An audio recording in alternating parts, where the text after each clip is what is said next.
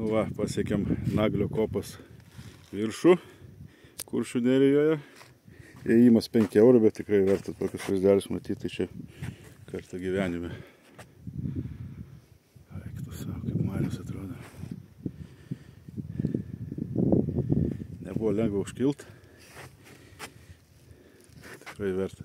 Klampus smėlis pakankamai. Vat tokie vat vaizdeliai.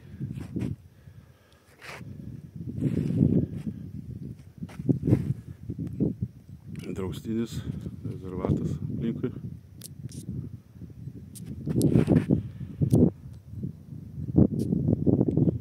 Ten jūra matos.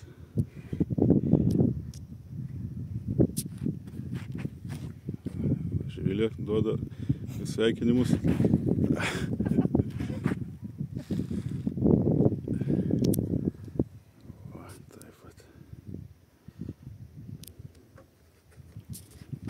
Rojaus kampelį.